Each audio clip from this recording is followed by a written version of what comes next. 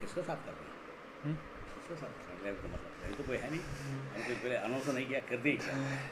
दोस्तों नमस्कार, सभी का स्वागत है प्रवचन डिजिटल पर। मैं हूं आपके साथ विजय रावत।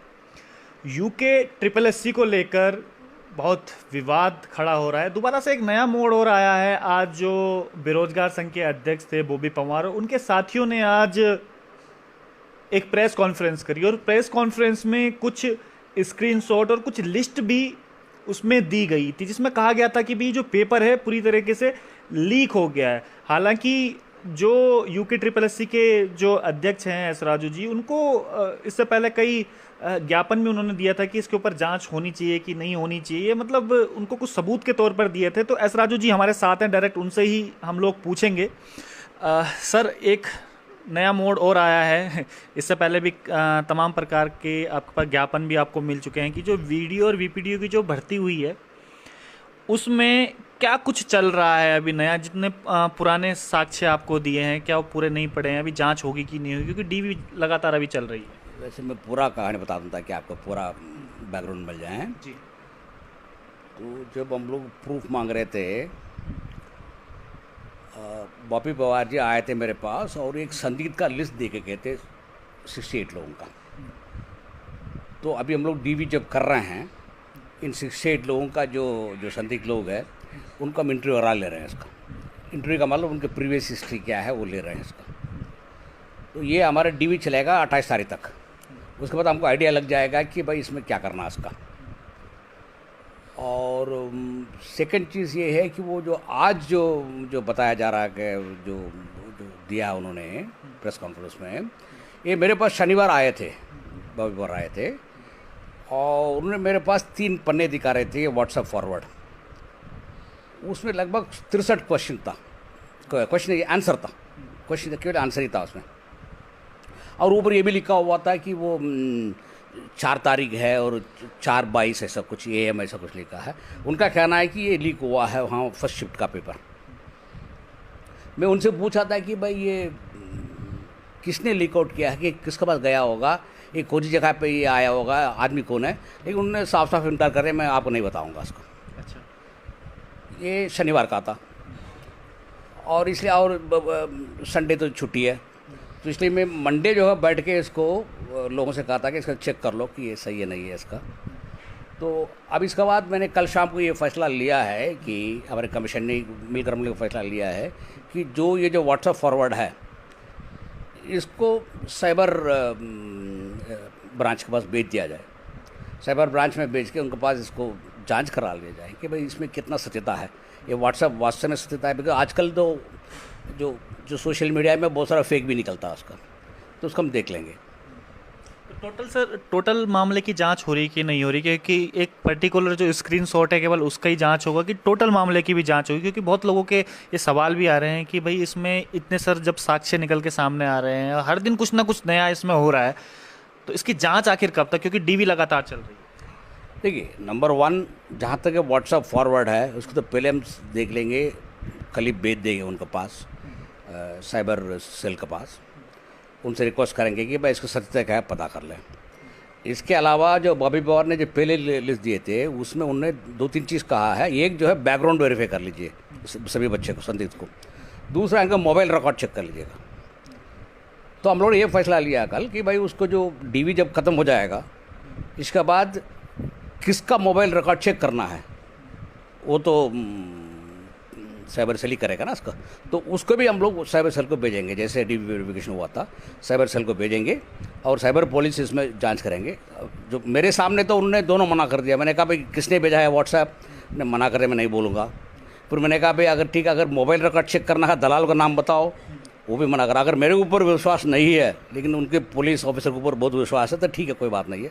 लेकिन साइबर सेल में कम से कम जो उनके पास एविडेंस है दे दें, ताकि जो है उसको सच पता चले हम लोग का। एविडेंस तो खैर सबके सामने, आज उन्होंने प्रेस कॉन्फ्रेंस करी थी, एविडेंस बताया था कि 63 जो सवाल हैं उसमें पेपर होने से रात को ही वो एक दिन पहले ही वो लीक हो गए। लेकिन सवाल ये आता है कि जैसा आपने बोला कि आप पे विश्वास है कि नहीं, लेकिन जिसने ये सूचना दी होगी, गोपनीय सूचना, उसकी जान माल की भी तो कुछ सुरक्षा करनी पड़ेगी। तो इस वजह से हो सकता है कि उन्होंने आपको बताने से मना कर दिया हो। ठीक है, तो वो तो अगर मान लीजिए हम लोग कहना नहीं चाह रहे हैं तो let him tell the police officer कम से कम, और पहले उनसे इंश्योर कर लें कि मेरे जान माल का सुरक्षा कर लें, इसके बाद उनको पता है। लेकिन जो भी एविडेंस है उनका पास, दलाल के भी बता रहे हैं मेरे पास ना टेलीफोन नंबर है, मैं आपको नहीं बताऊंगा, और व्हाट्सएप किसने किसको भेजा है वो भी कह रहे हैं कि मुझे माल मिलेगा, आपको नहीं बताऊंगा। तो let him at least tell the police officers, कम से कम पुलिस ऑफिसर जो करेंगे उनको तो बता दें। तो हमने फैसला लिया है कि इसको साइबर सेल को भेज दिया जाए कि दोनों ये जो व्हाट्सएप फॉरवर्ड प्लस ये जो आपका जो पहले उन्होंने जो कहा था जो संदिग्ध बच्चे का जो है मोबाइल रिकॉर्ड, वो अगर हम मुझे संदिग्ध लग रहा है डीबी खत्म होने के बाद, वो मैं भेजूंगा जरूर। अभी तक का क्या लगा है, क्योंकि अभी आप कई बच्चों की डीवी हो भी चुकी है और कुछ ही दिन बचे हैं डीवी से सोने में, तो अभी तक का क्या रेसू लगाया कि आपको जो इल्ज़ाम लगाए जा रहे हैं, जो सवाल उठ रहे हैं इस परीक्षा पर, कि वाकई में है कि नहीं है, आगे इसकी जांच बैठेगी कि नहीं बैठेगी, जांच आयोग ही आगे बढ़ाएगा कि किसी और संस्था को जांच दे दी जाएगी? नहीं, कुछ तो उसमें संदिग्ध तो है इसका, ऐसा नहीं है इसका, बिकॉज हम लोग तो सबसे पूछताछ कर रहे हैं इसका। तो कमीशन की ओर से हम लोग ने फैसला लिया है कि हम लोग जो है साइबर सेल के बेच के मोबाइल रिकॉर्ड अगर चेक करना तो कर लेंगे, सबको कर लेंगे। लेकिन इसको लोगों को विश्वास नहीं है तो हम शासन को भेज देंगे, और शासन में जब जांच आएगा नहीं आएगा वो तो शासन ही बता पाएगा इसका। जांच आगे फॉरवर्ड करेंगे आप? अगर मान लीजिए अब हम लोगों पर विश्वास नहीं है, हम साइबर सेल में कुछ नहीं निकलना है, तब शासन को भेजने में कोई आपत्ति है नहीं है मुझे। क्योंकि मांग इनकी ये भी है कि आज जो प्रेस कॉन्फ्रेंस करती थी, ये एसटीएफ के पास ही जांच जानी चाहिए, सीबीआई के पास ही जांच जानी चाहिए। एसटीएफ तो भेज रहे ना, जो साइबर सेल है, साइबर सेल और एसटीएफ दोनों लगभग एक ही है, एक ही अधिकारी दोनों दिखता है ना, एसटीएफ और साइबर सेल, तो कर लें। लेकिन कम से कम उनके पास पूरा सबूत दिखा दें उनको, ऐसा वेग मत न रहे हैं कि मैं मालूम है लेकिन आपको नहीं बताऊंगा, वो तो ठीक नहीं है ना उसका। अभी तक आपने भी मतलब आप भी मान रहे हैं कि कहीं ना कहीं आपको भी लग रहा है कि कुछ तो गड़बड़ है, कुछ तो गड़बड़ हुआ है इसमें, ऊपरी तौर पर हम प्रथम दृष्टया? हाँ, जो प्रथम दृष्टया हम देखने में लग रहा है, कुछ लोगों को मोबाइल रिकॉर्ड चेक करना उचित होगा इसका, वो तो हम ट्राई करेंगे इसका। लेकिन हम स्पष्ट से कहने से, बिकॉज ये मामला थोड़ा गंभीर मामला है, इसमें केवल इनके मामला नहीं है, कल हमको कोर्ट में भी तो जवाब देना पड़ेगा। हम किसी को आउट कर देंगे, कोर्ट भी तो हमसे पूछेगा कि भाई ये आपने किस आधार पर आउट किया है, हम किसी संदेह के आधार पर किसी को आउट तो नहीं करेंगे। तो लेट अस सी, अगर डीवी होने के बाद एसटीएफ को हम जो भेजेंगे उसका जो साइबर सेल को, अगर वो जांच करके बता देंगे हम लोगों का, तो फिर कुछ लेंगे। तो जांच में तो सर काफ़ी समय लग जाता है, क्योंकि उत्तराखंड में हमने जांच देखी, बहुत सालों तक भी जांच चल जाती है। तो उसके बाद जिन बच्चों का डीवी हो गया है, तो क्या उन्हें ज्वाइनिंग मिलेगी कि नहीं मिलेगी, तमाम सवाल भी उनके मन में है कि डीवी के कहीं ये तो नहीं कि पूरी परीक्षा उसके बाद टल जाएगी, क्या कुछ लग रहा है अभी आगे?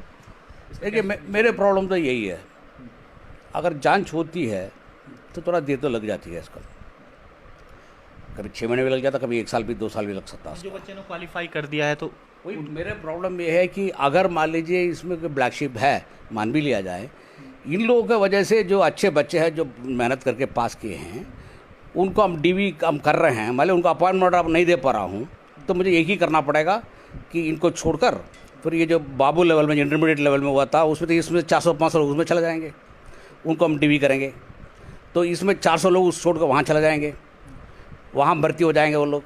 फिर कल मान लीजिए जब ये क्लियर हो जाता है, जो अच्छे बच्चे थे वापस तो आना ही है, तो दोबारा वो ग्रेजुएट एग्जाम में वापस आएंगे, तो वो 400 पद जो खाली होगा, 400-500 पद, वो तो बेकार चल जाएगा।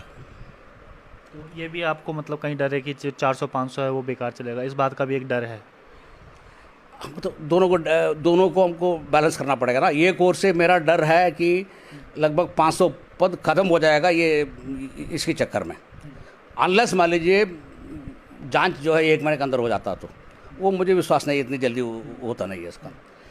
दूसरी ओर मुझे ये भी देखना पड़ेगा कि अगर ये गैंग को नहीं पकड़ेंगे, अगर मान लीजिए कुछ वास्तव में कुछ गड़बड़ है, गैंग नहीं पकड़ेगे, तो फिर कल हमें ऐसे एग्ज़ाम करना है, कांस्टेबल का एग्ज़ाम करना है, तो वो भी तो मुझे देखना पड़ेगा, तो कुछ कार्रवाई तो करना ही पड़ेगा इसका। तो इन दोनों को बैलेंस में हम लोग फंसे हुए हैं कि क्या करना क्या नहीं करना। ये जो डीवी करते हैं करें क्या इसका, वो थोड़ा हम लोग सोच रहे हैं। मैं सुबह संतोष बड़ोनी जी का भी साक्षात्कार देख रहा था, एक चैनल पे उनका साक्षात्कार चल रहा है, तो जो आज जो लिस्ट जो स्क्रीनशॉट जो जारी हुए हैं, तो उनको भी लगता है कि कहीं ना कहीं अब इसमें कुछ ना कुछ जो ब्लैक शिप है वो छुपी हुई है, और इसमें जो धांधली की जो बात कह रहे हैं वो कहीं ना कहीं ये भी प्रमाणित होता है। देखिए, धांधली हुआ नहीं, वो तो एसटीएफ बताएगा हम लोगों को, या सॉरी हम एसटीएफ बता रहा हूँ, वो बेसिकली साइबर सेल है, लेकिन दोनों एक ही अधिकारी देखता, दोनों नहीं कहता था इसका। प्रॉब्लम यह है कि वो अभी तो फिलहाल कहना ठीक नहीं है, बिकॉज सीरियस मैटर है इसका। लेकिन अभी तक हम लोग सबसे बोल रहे थे कि भाई मुझे प्रूफ दिखा दो, प्रूफ दिखा दो। कुछ हद तक ये प्रूफ तो है, प्रथम दृष्टया उन्होंने दिखा दो दिया कुछ ना कुछ, तो इसलिए मेरा दायित्व बनता है उसको जांच तो करना ही पड़ेगा मुझको, तो मुझे करना ही पड़ेगा जांच।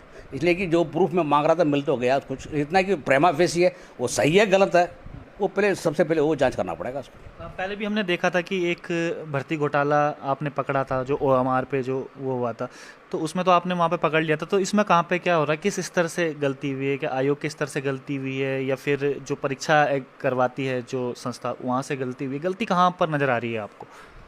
नहीं, अभी कहना ठीक नहीं है इसका, बिकॉज वो इसलिए हम जांच कर रहे हैं ना इसका। जब जांच साइबर सेल में करेंगे, मोबाइल रिकॉर्ड वगैरह कंगा लेंगे, फिर उनको आइडिया लग जाएगा इसका। मुझे समूह लग रहा है कि बॉबी पवार को सब कुछ मालूम है, लेकिन बता नहीं रहे हैं इसको। वो भी हमारे क्यों नहीं बता रहे हैं? आपको क्यों लग रहा है कि वो नहीं बता पा रहे हैं? हो सकता है कि उनको उनको भी जायज़ बात है, बिकॉज वो मेरे ऊपर विश्वास करने का उनका कोई ज़रूरत है नहीं, बिकॉज आरोप तो हमारे ऊपर लग रही है कमीशन के ऊपर, तो इसलिए अगर मेरे ऊपर उनको विश्वास नहीं है तो मेरा कोई आपत्ति है नहीं इसका। लेकिन मेरा अनुरोध ये रहेगा, कम से कम जब साइबर पुलिस इसमें जांच करें उनसे पूरा सच बता दें, ताकि पूरी जनता को इसमें कोई राहत मिले इसको। तकरीबन सर कितने लोगों की लिस्ट थी जिस समय शुरुआत में आपको जो पूरी लिस्ट दी गई थी कि इतने लोग संदिग्ध हो सकते हैं, तो तकरीबन कितने लोग थे उसमें? 68 के तकरीबन। तो उसके बाद कुछ बड़े भी हैं लोग, आपने भी इंक्वायरी करी होगी उसके बाद कि उस या कम हुए हैं कुछ इस तरीके से? नहीं, 68 में भी बहुत सारा गिर भी गए हैं इसका।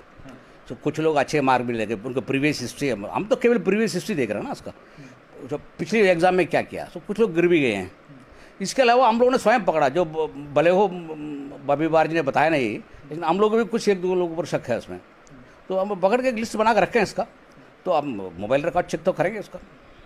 बार बार सर सवाल ये उठता है कि बार बार हर परीक्षा में लगभग यूके SSSC पे एक क्वेश्चन मार्क ज़रूर खड़ा हो जाता है। तो अब हम इस जो ये वीडियो और BPDO की जो भर्ती है, जो उस पर जाँच चल रही है, तो हम ये मान के चलें, या जितने भी बच्चे मेहनत करते हैं दिन रात और बाद में पता चलता है कुछ धांधली हुई है, तो ये मान के चलें कि ये लास्ट धांधली यूके SSSC की होगी, इसके अलावा आगे और कुछ नहीं, इस तरीके के सवाल नहीं आएंगे सामने पे? ये आपने बहुत अच्छा सवाल पूछा है कि बार बार जो UPSC में धांधली होती है, कितनी धांधली आपने देखा बताइए ना। सवाल ये हो गया इसलिए बता रहे हैं इसका। सवाल खड़े होते हैं। हाँ, सवाल तो खड़ी हो गया, कोर्ट में तो लोग जा रहे हैं, सवाल दूसरी है। सवाल तो लोग करेंगे, जो जहाँ पहले भी बता दिया है कि जो लोग फेल हो जाए तो सवाल तो खड़ी करेंगे, कोर्ट में लोग जाएंगे। लेकिन अभी कितना धांधली आपने देखा, ये VDP में अभी आ रहा है, इसके पहले हम लगभग 100 एग्ज़ाम कर चुके हैं। कितनी एग्ज़ाम में इतने बड़ी बवाल होता आप देख लीजिए। फॉरेस्ट गार्ड में एक हुआ और 100 एग्ज़ाम कर चुके हैं। 100 एग्ज़ाम में अभी दो एग्ज़ाम में कुछ बवाल हुआ है। लगभग क्वेश्चन मार्क तो खड़े होते हैं साइड लेकर के, उसमें भी हमने देखा था, तो क्वेश्चन मार्क खड़े वो धांधली थोड़ी है, साया लेकर में तो वो तो गलत क्वेश्चन में भरता है सवाल खड़े होते हैं उसमें। ठीक है, 4 हो गया और 100 में 4, तो उसमें आप क्या मुझे गलत बता देंगे? आपको 100 में हम 100 एग्ज़ाम कर रहे हैं, उसमें 4 एग्ज़ाम में मतलब कुछ गलती हो गई है, तो किसी भी इंसान तो करेगा, अगर 100 काम करेगा तो 4 काम गलत तो होगा ही। आप मान रहे हैं कि गलती हुई है? गलत तो हुई है, गलत तो होता है, हम तो इंसान है यार, हम तो इंसान है ना, हम गलती करते हैं। इतना कि हमारी गलती थोड़ा कॉस्टली पड़ता है, बिकॉज बच्चे के ऊपर भी प्रभाव पड़ता है, लेकिन फिर भी गलती तो हम लोग भी करते हैं इसका, ऐसा नहीं है कि गलती हम लोग नहीं करते हैं इसका। लेकिन ये इसको लेकर ये कहना है कि वो UPSC में हमेशा धांधली होती है, वो ठीक नहीं है, बिकॉज समझ सोच के करना पड़ेगा। अभी तक 100 एग्ज़ाम हो गया, उसमें केवल 4 ही एग्ज़ाम में कुछ ना कुछ गलतियाँ निकली। इसका आधार पर कहना चाहिए कि UPSC जो भी कर रहा है धांधली हो रही है, ये तो ठीक नहीं है। क्वेश्चन मार्क की बात करी थी मैंने कि सवाल हमेशा खड़े होते हैं, धांधली की नहीं, क्वेश्चन मार्क की। कभी बच्चों का रिजल्ट टाइम पे नहीं आता है, कोई क्वेश्चन गलत वगैरह हो जाते हैं उसमें, तो तमाम इस प्रकार की जो शिकायतें बच्चों की जो आती रहती हैं। इसको तो मैं आपको पहले जवाब बता दिया है कि जब 98% फेल हो जाएंगे, 100 में 98 बच्चे फेल हो जाएंगे, कुछ तो सवाल तो खड़ी करेंगे। हर आदमी चाहता कुछ कैंसिल हो जाए, है ना, तो जो फेल होता है वो तो चाहता है कि कैंसिल हो जाए इसको, और सवाल तो खड़े हो जाएंगे इसका। अगर जो कोर्ट में जाता है वो तो मेरे 0.5 बढ़ना जाए, एक बढ़ना जाए, उस चक्कर में जाता है।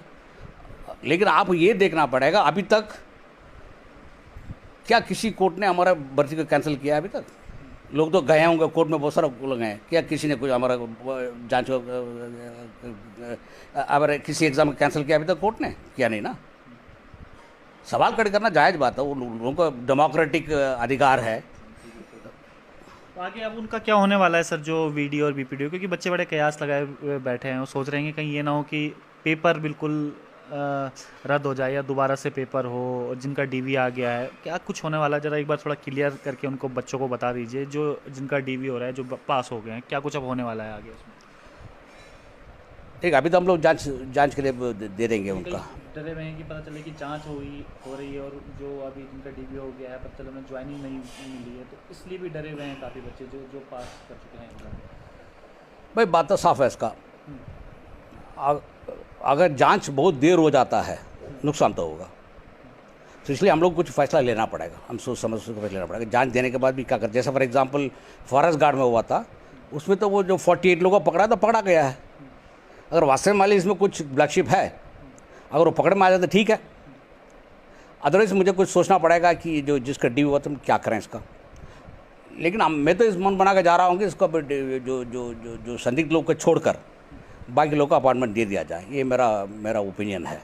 देख लें, तो बाद में पता चले कि वो संदिग्ध भी ठीक निकले तो उनके साथ भी सर ये नाइंसाफ़ी होगी, फिर करें क्या उसका। मैं सबको न्याय तो देने, इवन भगवान किसी को न्याय तो नहीं दे सकता, इसका किसी न किसी के साथ न्याय तो हो ही जाता है। Best we can do is that जो संदिग्ध लोग हैं, अगर मुझे संदिग्ध लगता है उनको थोड़ा रुकवा दें और बाकी लोग दे दें। अगर वो नहीं हो पाता है तो फिर तो मेरे पास एक ही तरीका है कि जो बाबू निकालते हैं डीवी, फिर उसके वजह से 500-600 पोस्ट नष्ट हो जाएगा हमारा पोस्ट के। तकरीबन कितने संदिग्ध इसमें नज़र आ रहे हैं आपको अभी तक, जो जिनका आप रिजल्ट रोकेंगे? नहीं, वो अराउंड 50 मान लीजिए उसको। सहायक लेखाकार के भी बड़े सवाल आ रहे हैं इस समय कि इनका रिजल्ट कब जारी होगा, कुछ इस तरीके से सवाल आ रहे हैं, मैं लगातार देख रहा था अभी तक।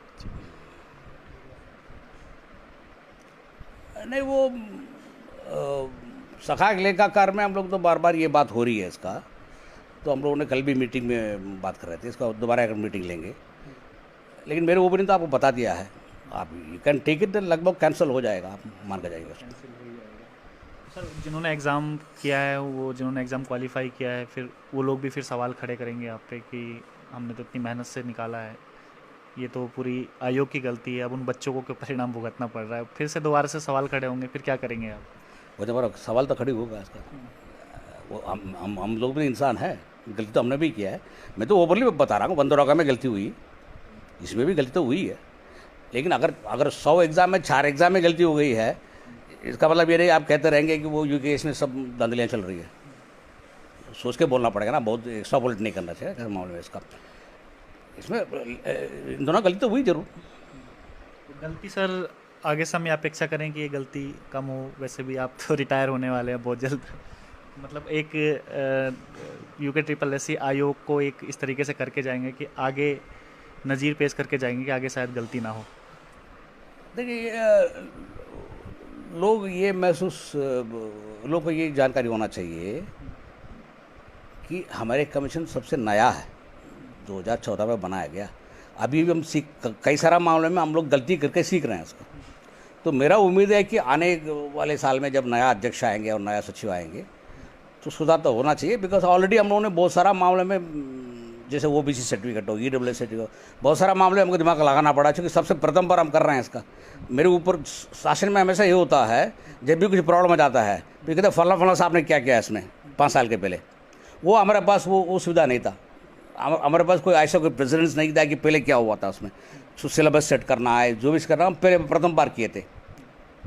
तो इसलिए जो है थोड़ा एक्सपीरियंस तो लगता है उसको। सो होपफुली जो है वो अब अगले साल में जो इससे बेटर होगा, गलतियाँ कम होगी इसका। चलिए, बहुत बहुत धन्यवाद सर हमसे बात करने के लिए। तो ये थे हमारे साथ एस राजू जी, जिनका कहना है कि भाई अभी इसकी जांच चल रही है, DV अभी होनी है 27 तारीख तक। हो सकता है उसके बाद जो ये धांधली का जो जिक्र कर रहे हैं उसके ऊपर कोई जांच वगैरह बैठे, और हो सकता है कि जिन्होंने एग्ज़ाम, जिन बच्चों ने पूरा एग्ज़ाम वगैरह दिया है, उनको दोबारा से एग्ज़ाम ना देने पड़े। और करीबन 400-500 का आपने जिक्र किया है कि तकरीबन 400-500 इसमें जो बच्चे हैं उनका भविष्य भी अधर में लटका जाएगा। इसलिए बहुत सोच समझ कर इस पर फैसला लेना है। तब तक के लिए बने रहिए प्रवचन डिजिटल के साथ।